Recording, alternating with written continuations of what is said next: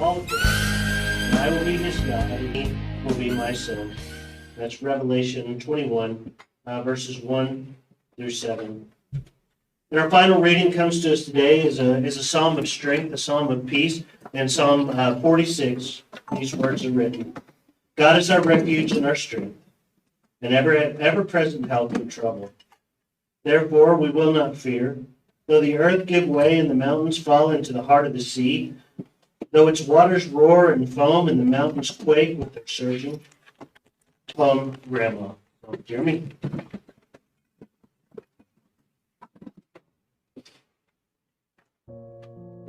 Since the day I was born, you have been there for me, and for you I will begin this story.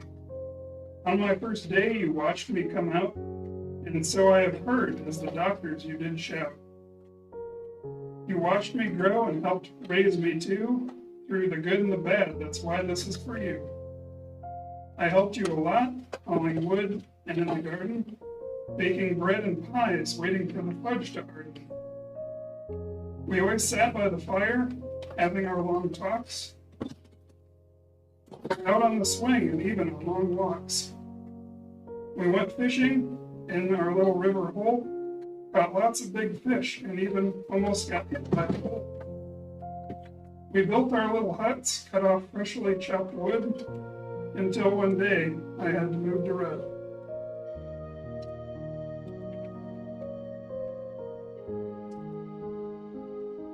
I'm gonna miss you, Lobo. But I'm glad I had that one last good talk a couple weeks ago, after an hour and a half, and talked just like old times. But I know this is all that you wanted.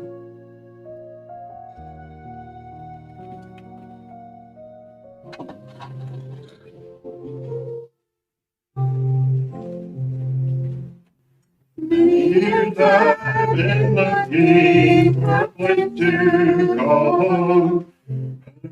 Here to find it, so I must travel on.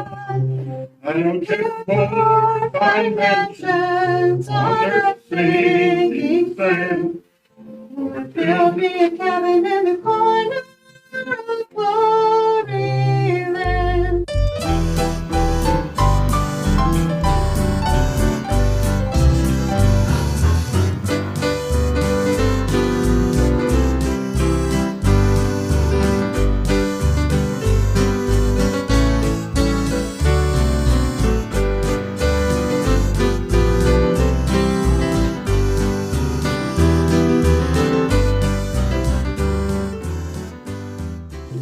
Yes, build me just a cabin in the corner of glory land, in the shade of that tree of life that in the middle of earth stand, where I can just hear the angels sing and shake Jesus' hand.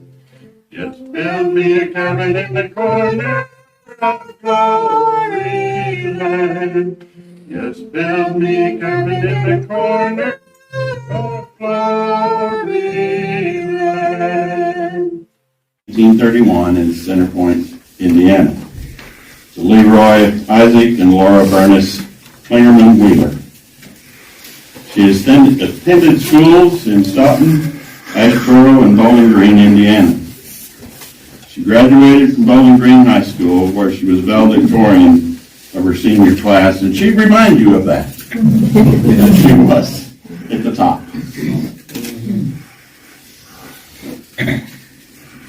Now I lost my place. You know how that goes? Ain't the first time. She received a scholarship, which she passed on to her friend, Joanne Crawford, to pursue a nursing career. She's been a member of the Mount Carmel Evangelical Church near Bowling Green, Indiana. She'd worked in Bowling Green school cafeteria as a cook for 2 years before going to work for the Campbell Soup Company in Terre Haute until she married in 1954. I can tell you that how they met was they started writing letters to servicemen back there, and in that church she was in at the time, they decided that they would write encouraging letters to servicemen. Well, she got to writing to Virgil. Well, you know where that went. What, 50-some, 60, 70 years later? Something like that. She married Virgil on October 9th of 54 at the home of her parents in Center Point. Her and her husband were Amway distributors for many years. After raising 8 children, they attended farmers markets in Iowa Falls, Hampton, and Eckles. They then became market managers and started a new market in Eldora. In 1990, they won an award for first place in the state for improvements in both Iowa Falls and Eldora markets. Barbara was noted for her baking jams and jellies, which were sent all over the U.S. and Australia. I can tell you that her homemade noodles were a big hit because sold. I don't think we could even number how many homemade noodles she made throughout the years and sold, and then the cookies and all those things. I know even after they started slowing down at the farmer markets, she was still doing an awful lot of baking at the house and selling from the house and not getting out anymore. After just under 25 years, her and her late husband turned over the management and the market corner column to the younger generation. They also attended many craft shows with her many creations, and she was also a published author. She enjoyed writing. She wrote, I think there's 4 books about the family and 2 books on poems that she wrote, published, acknowledged. Back there on the table, I think there's a couple of awards setting that she received because of her writing. Very, very well known. Preceded in death by her husband Virgil, her parents, a sister, Thelma Coe Glacier, brothers Robert and Ivan Wheeler, a daughter-in-law, Cynthia White, 2 grandsons, Corey and Kevin White. She's survived by 2 sisters, Janice White and Donnie of Iowa Falls, Charlene White here of Iowa Falls. 8 children, Mike White of the home, Larry White, Anamosa, Iowa, Laura Whistler of Aurora, Colorado, Rosina and myself of Okmulgee, Oklahoma, Deborah, Knapp, and Tim of Red Oak, Iowa, Gina and Jeff Sheehan of Fort Collins, Colorado, Tom and Mindy White of Ottumwa, Franklin and Hetty of Eldora, and then there's 22 grandchildren, Anthony, Karen, Joey, Kyle, Alexander, Nikita, Heather, Michelle, TJ, Alicia, Jeremy, Josh, Nicole, Joanna, Catherine, Alexandra, Timothy, Arturo, Franklin Jr., Dell, Zabrine, Virgil, and several great-grandchildren. Says a lot about heritage, says a lot about legacy, whites, and their ways will live on a long time. I can tell you that I've been around them a little over 45 years now. And she always welcomed you to the home.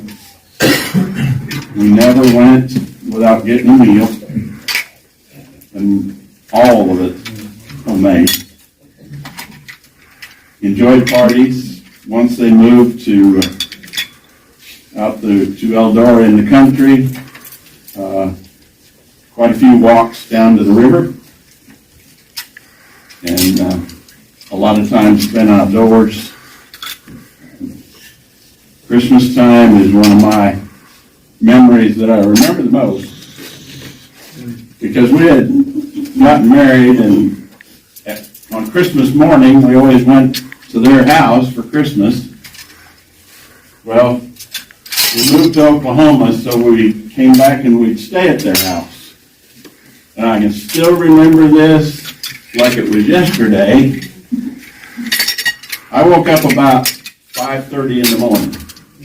And I always figure if I'm going to get up, you just well get up and start.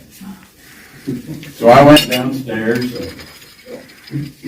found the pots and pans covered, and everybody was sleeping. Now Rosina and I were the second ones married out of the family, so there was a lot of kids at home.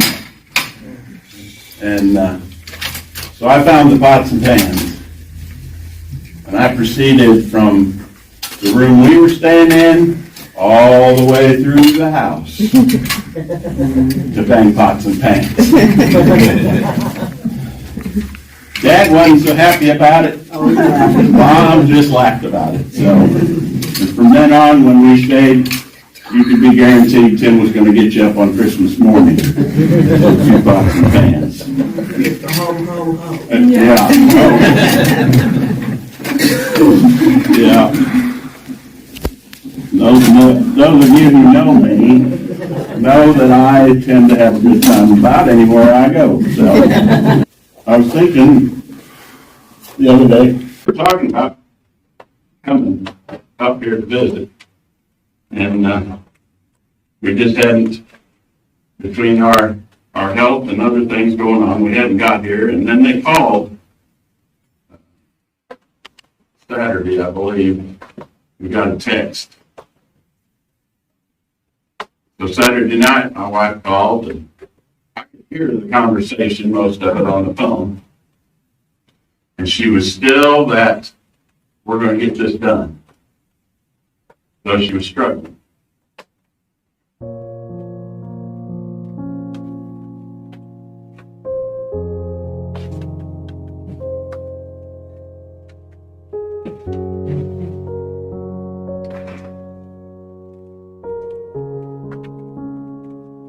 But I thought, after that phone call, that is the toughest old bird. My gosh. Because I knew that she had just been out in the yard doing some stuff 2 weeks ago.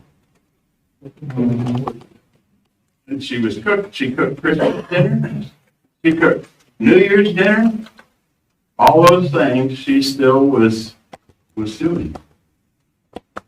You know, how much more could we want than to get to that time when God says it's your time and have lived? You know, it's just kind of, to me, it's like, there's a finish line and I've done that. Instead of the struggles, the fights, the worries that we have. If I'm going to go, I want it to just be now. Me having fun, and you just find me fall over when we're done.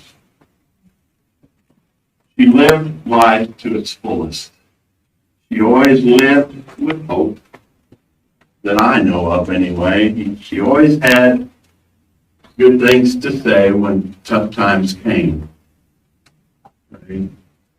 They loved it on what I call the farm out there. They had built that up in their retirement years and built onto the house. Wood. She was still carrying wood. She'd still put log on the fire. At 91 years old. What a way to live. What kind of hope does that give us? What kind of legacy does that give us? All the struggles that we have in life, all the fights that we have, and there's another day coming. Do we have that hope? I think I'm supposed to open this for a couple of memories if someone wants to come and offer it. Anybody offering? Maybe more. And she's really good. Really good. Things on.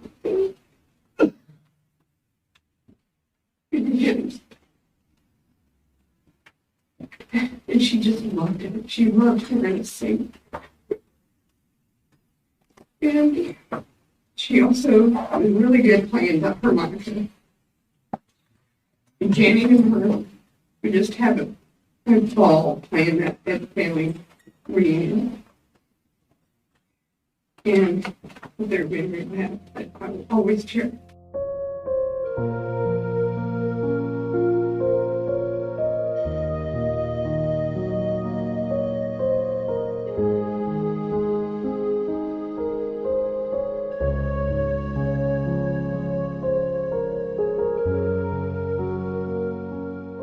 Because after Dad passed, I wasn't able to come and feel.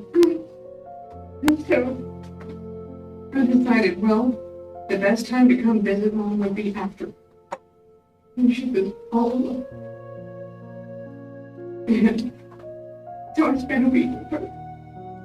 And she thanked me, I don't know how many times for that time that she needed, that strength.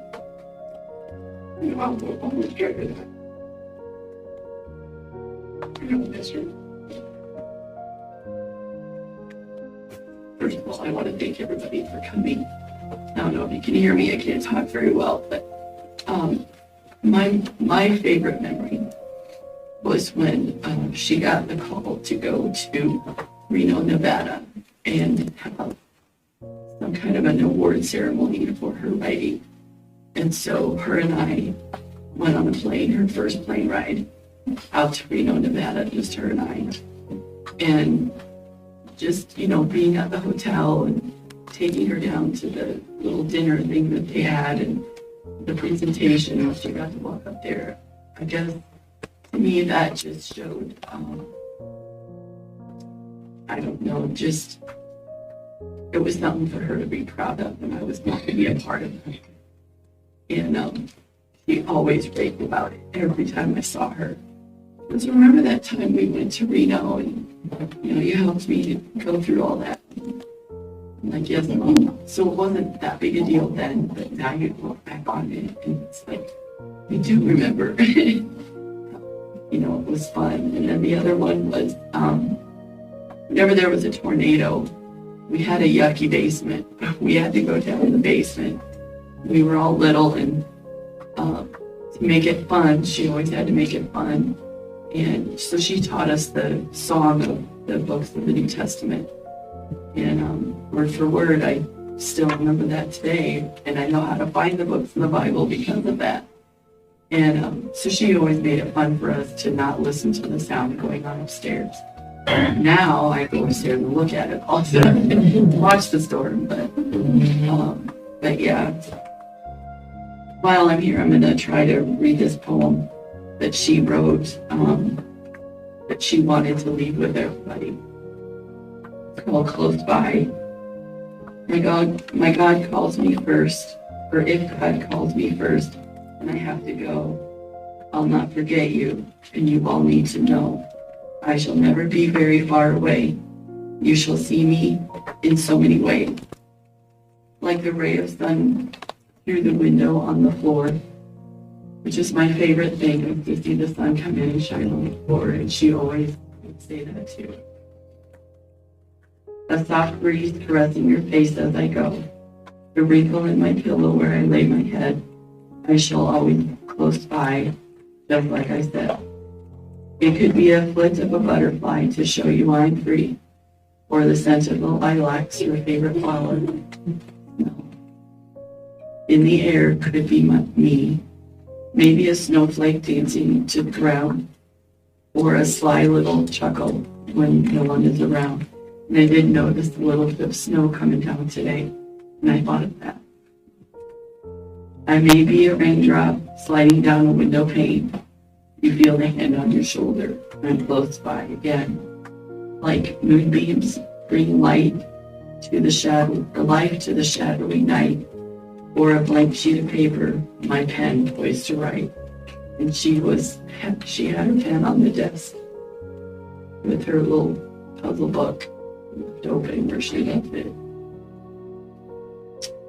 You may even smell the odor of baking bread when you see the shadow when you see your shadow, it could be me instead. So I don't want you to worry. I'll always be close by. Love you all, and I don't want you to cry.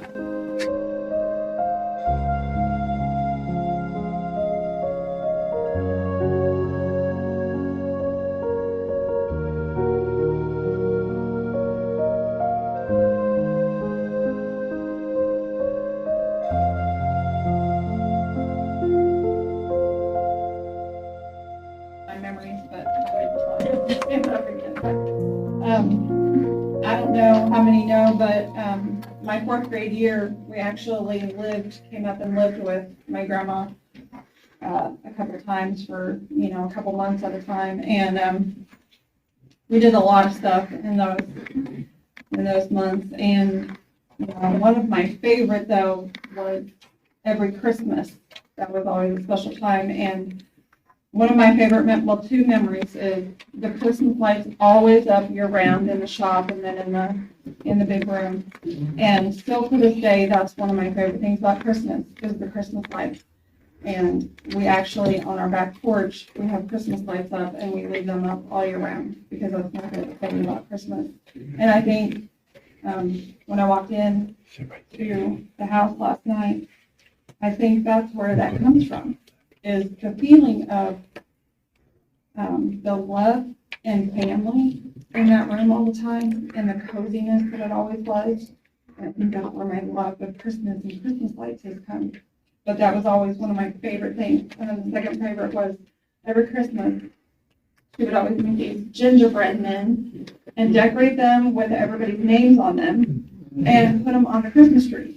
And as soon as we got there every year, that was our thing. I don't know how many cousins remember that, but we would run in there and try and find where our gingerbread cookie was. And that was always fun. But when I was little, she also would, I don't know how many girls remember, but we would curl her hair with these Velcro curlers. Yeah, she would always let us play with her hair and do that. But one of my fondest memories is when we were living with them.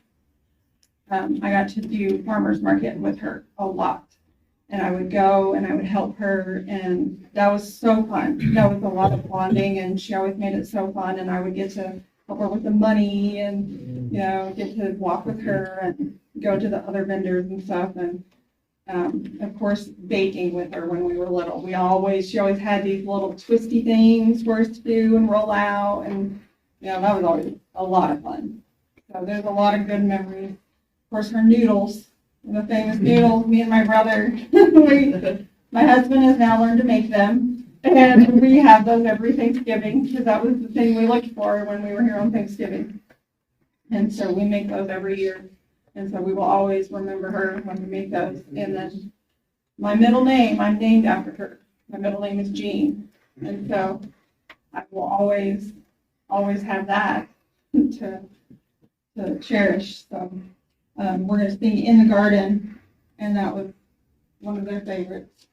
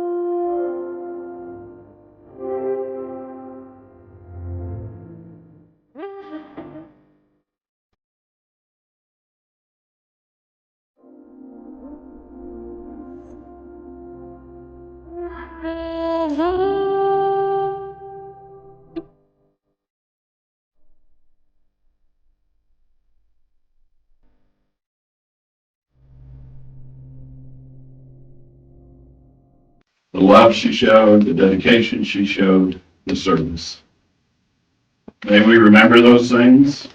May we pass on those things. May we live out those things in our daily lives.